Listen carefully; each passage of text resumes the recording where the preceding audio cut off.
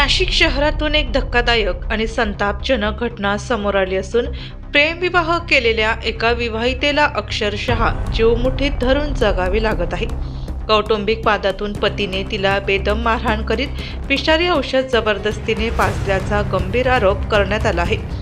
सध्या ही महिला मृत्यूशी झुंज देत असून तिची प्रकृती अत्यंत चिंताजनक आहे. ही घटना 26 जानेवारी 2026 रोजी घडली. काठेगल्ली द्वारका परिसरात राहणाऱ्या या विवाहितेला वादाच्या निमित्ताने सासरी बोलवण्यात आले होते.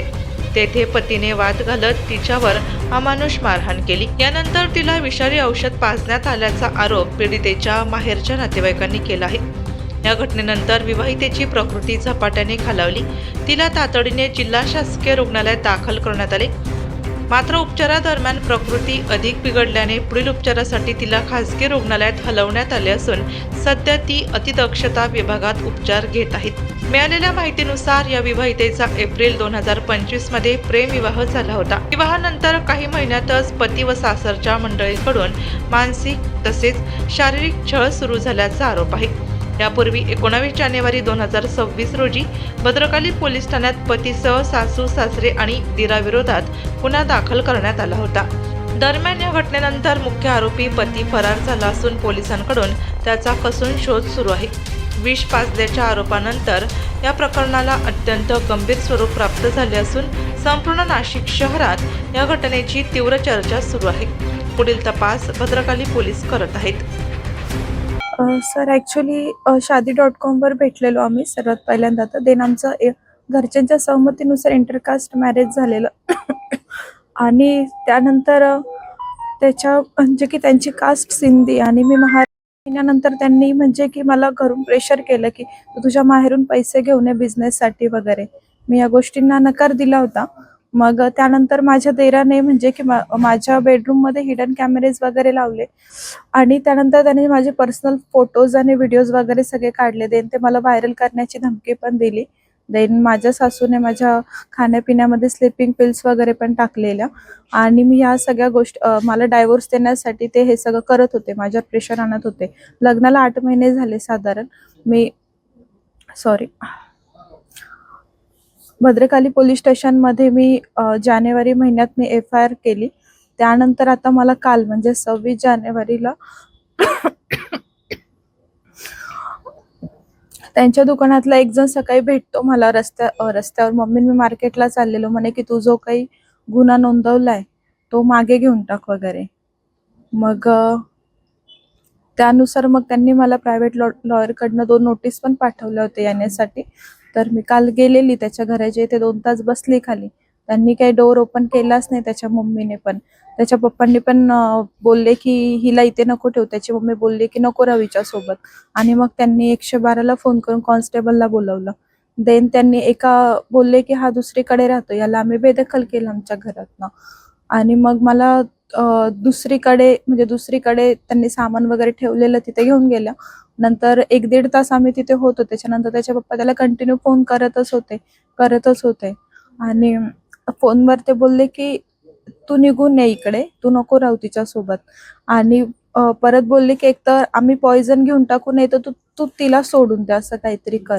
मग नंतर त्याने त्याच्या दुकानातले 4 लोक आलेले आणि त्यांच्या समोर त्याने मला खूप मारलं आणि त्यानंतर ते सगळे बघत होते. ते नंतर त्याने मला पॉइझन म्हणजे पेऊ घातला आणि मग त्यानंतर सिव्हिलला पण नेलेलं.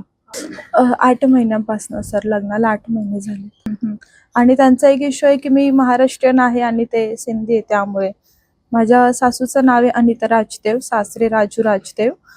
माझा देर जो आहे ज्याने माझे फोटोज आणि व्हिडिओज काढले होते तो पवन राजदेव आणि माझ्या हस्बंडचं नाव आहे मॉन्टी राजदेव. यापुढे सर मला तर माझ्या नवऱ्यासोबत तर मला सुखी संसार करायचाच आहे. त्यांनी जरी छळ केलाय तरी पण मी त्याच्यासोबत तर राहायला तयार आहे. पण त्याच्या घरच्यांचं म्हणणं आहे की नाही राहावं, त्यासाठी ते सगळे कटकारस्थानं करतायत. त्यांनी माझ्यावर चोरीचे ॲलिगेशन्स पण टाकले वगैरे, अशा बऱ्याच गोष्टी आहेत सर. मध्ये त्यांचं 4 व्हीलर स्पेअर पार्ट्स आहे, राजदेव ऑटो स्टोअर्स, शिंगाडा तलाव, सारडा सर्कल. महिमा राजदेव ही माझी मुलगी आहे. आणि तिचा छेड चालू होता की 2-4 महिन्यापासून का आपल्याला बिझनेसला पैसे वगैरे आण. पण माझं चाललं होतं, मला 2च मुली, मी तर देणारच आहे मागे पुढे, पण मग त्यांचं सतत चाललं होतं. पण तिनं मला लवकर काही सांगितलं नाही. पण ह्या 5-6 महिन्यापासून जरा जास्तच होतं आणि तिच्या धीराने हिडन कॅमेरे वगैरे लावले आणि तिची शूटिंग वगैरे केली. ही मला तिनं आत्ता कळालं मला. तिचं पहिलं तर काही माहीतच नव्हतं. आणि तिचा नवरा पण छळ करतो आणि सासू आणि सासरे. तर अनिता राजदेव आणि राजू राजदेव आणि पवन राजदेव हे धीर आहे तिचा. तर काल तर असं झालं का, काल ती कामावरचा मुलगा आला होता आणि तिला म्हणे का तुला आहे ना बोलवलंय म्हणून शेटनी बोलवलं, असं तिला निरोप दिला. मग ती म्हणे हा ठीक आहे, मी 1-1.5 तासात येते. पण ती कॅब करून गेली मग निघून. आणि घरी गेली तर तिच्या नवऱ्याने आणि तिच्या सासूनी लॉक करून ठेवलं होतं गेटला आणि पार्किंगमध्ये कमीत कमी 2-2.5 तास बसली ती. मग त्यांनी आहे ना पोलीस 112ला वगैरे कॉल केला तिच्या नवऱ्याने. मग ते पोलीस आले तर ते म्हणे तुला इथे काय म्हणजे त्यांना त्रास देते का बरं वगैरे. तर ती म्हणे मी FIR टाकली. तर म्हणे नाही, तरी पण तुला इथे नाही राहायचा राईट आहे, कारण की तुझ्या नवऱ्याने तिकडे रूम घेतलेली आहे. त्यांनी सांगितलं होतं पोलिसांना का आम्ही त्यांना रूम घेऊन दिली त्याच्या वडिलांनी. मग तो तिथून घेऊन गेला तिला आणि त्या रूमवर मग असं काय दोघांचं 1-1.5 तासामध्ये बोलणं झालं वगैरे.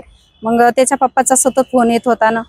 त्याला म्हणत होते काय ये तिच्याशी कशाला बोलतो वगैरे असं तसं. तर मग त्यांनी 4 मुलं पाठवले आणि मग तिला मारझोड खूप केलं, त्यांच्यासमोर मारझोड केली. आणि मग तिला ती बाटलीतलं काय होतं मला एवढं म्हणजे लिक्विड होतं ते पण पाजलं, विषारी औषध होतं काहीतरी. आणि मग तिथून ॲम्ब्युलन्स करून पण घेऊन गेले ते सिव्हिल हॉस्पिटलला. मग आम्हाला सिव्हिल हॉस्पिटलला त्यांची भीती होती म्हणून त्याच्यामुळे आम्ही इथे आणलो साई केस. या ठिकाणी आमच्या बहिणीवरती गेल्या 6 ते 8 महिन्यापासून वारंवार तिच्या सासऱ्यांच्याकडून अत्याचार होत आहे. आम्ही सहनशक्ती ठेवली, भरपूर सहन करण्याचा प्रयत्न केला, समजवण्याचा प्रयत्न केला, पण ते काही कोणत्या गोष्टीला जुमानत नाही. त्यांना पैशाचा वगैरे त्यांच्या श्रीमंतीचा माज आहे.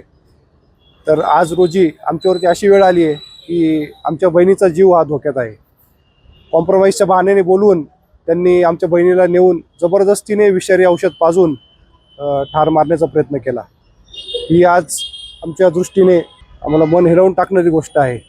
नाशिक जिल्हा हा कायद्याचा बालेकिल्ला आहे आणि या ठिकाणी जर आपल्या आया बहिणी जर सुरक्षित नाही आहे तर ही कुठेतरी कायद्याने लक्ष देण्याचा प्रश्न आहे. तर माझा कायदा सुव्यवस्थेला विनंती आहे, कळकळीची विनंती आहे की आमच्या बहिणीला न्याय द्या. समोरील जे तिचा पती नरोदम आहे तो मॉन्टी राजदेव, त्याचा तसेच आमच्या बहिणीचा दीर व त्याचे सर्व कुटुंबीय यांचा जो काही श्रीमंतीचा माज आहे व आमच्या बहिणीचे ज्यांनी तिचा छळ तसेच जो अत्याचार केला आहे याची दखल घ्यावी व आमच्या बहिणीला न्याय द्यावा ही आमची कळकळीची विनंती आहे. सदरील घडलेल्या प्रकारासंदर्भात भद्रकाली पोलीस स्टेशन या ठिकाणी आम्ही गुन्हा दाखल केलेला आहे व नाशिक जिल्हा हा कायद्याचा बालेकिल्ला असून निश्चितच संदीप कर्णिक साहेब आम्हाला न्याय देतील ही आम्हाला अपेक्षा आहे व या संदर्भात उद्या माननीय CP साहेब यांना आम्ही निवेदन देणार आहोत. आणि हा गुन्हा दाखल होऊनही अद्याप सदरील आरोपी हे मोकाट फिरत आहे. तर सदरील CP साहेबांना आमची विनंती आहे की त्यांनी आम्हाला न्याय द्यावा. नमस्कार. आमची पुतणी ऋतुजा राजदेव, तिचं 8 महिन्यापूर्वी लग्न झालेलं होतं.